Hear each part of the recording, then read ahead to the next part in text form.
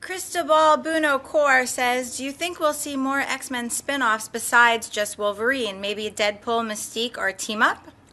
Well, we know they've been trying to get Deadpool going forever. I think they would love to do a Mystique film, but I don't know that you're going to get Jennifer Lawrence agreeing to do a Mystique standalone film. Plus, really, if history's any indication, any X-Men standalone film is really just another X-Men film with one character being featured. Because that first X-Men Origins Wolverine film, there was 40 other mutants in it anyway, so it didn't really matter. I don't know. I think we're going to know a lot more after Apocalypse. Plus, it really depends on... We know they're doing Apocalypse, but we don't know what their plans are for the X-Men universe after that. Are they going to reboot it and then merge it in with the Fantastic Four cinematic universe?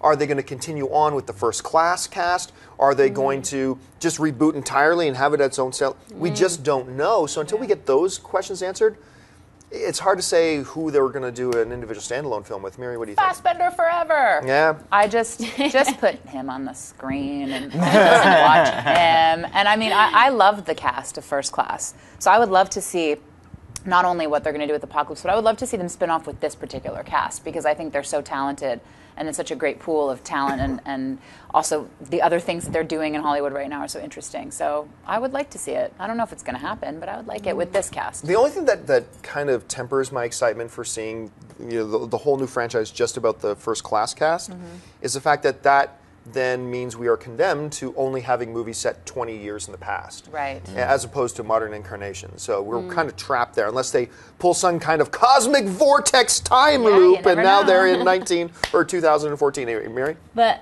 that's what I really liked about First Class was the production design. Oh, sure, yeah, it was cool great. It looked back in the 70s. Yeah. I love McAvoy, Fassbender, like you said, but I'm so intrigued to see what happens post Days of Future Past. Yeah. I mean, that ending, spoiler sorry, but it was just blew your mind. Yeah. So that wasn't a spoiler. Well, yeah, but, people don't like any mention of the ending, so, I was trying to be nice. When Howard the Duck shows up, I know that was crazy. I love it when Howard the Duck shows up. Crazy. Yeah. But I would love to see Mystique as a standalone film. I don't think she would do it, but I find that character fascinating. She's amazing. She can be anybody. Yeah. What a great superpower. Yeah. I agree. I think the First Class film was the reboot. And I do think this is going to be, if they do a Fantastic Four X-Men movie, that will be the cast. I don't know how they do it. Yeah, I'm not but sure I think yet that's either, the cast. I want to also agree with you. I would love to see a new franchise of X-Men films with the team that was set up at the end of Days of Future Past. So I was very careful not to spoil too much there. Good. But I would love to see that continue. Yeah, that would be so rad. As far as solo films, they're trying to get a Deadpool. I don't think it's ever going to happen with Ryan Reynolds, but I think they're going to try to do that. The Magneto movie they talked about for a long time, I think basically kind of was became First X-Men Class. First Class. Yeah, they took elements of that script and put it in there. And Mystique movie, I think that would be really interesting, and I think it's Jennifer Lawrence's performance that has sort of kicked that idea into, and I do think she would do it. And then Gambit is the other one we didn't mention because they are talking about that with Channing Tatum, and I think you really have to create a world around Gambit to make that work. Yeah, I don't because know that Gambit's just basically always been a piece of the X-Men puzzle. So to have him be his own film, there really has to be something good going on there to make that work. But it'll be interesting to see what happens after Apocalypse, and it'll be interesting to see what team we get in Apocalypse. Yeah. All right, folks. Well, we're almost out of time here, so we are going to take 2 more questions from Twitter just real fast. So what else do we got? Dominique Zamora says, will we see a 3rd installment of Percy Jackson? As much as I kind of would like to see one, no, I don't think we will. Didn't do that well, did it? not do that well, and I don't think there's a lot of interest. Percy's getting And older. Logan Lerman's getting older now. Like he's doing more interesting things. Yeah. He's in Fury, is he not? Yeah, I'm really looking forward to he seeing is. him in He was Fury. great in He's in Perks. Noah. I like him. I've thought he think was he's great great. ever since I saw him in Gamer. Yeah. Like I really, and that's not that great of a movie, but I thought he was really good in it. So, all right, what's next? Casey Kelderman wants to know if there's any possibility for an Austin Powers 4 or a Wayne's World 3.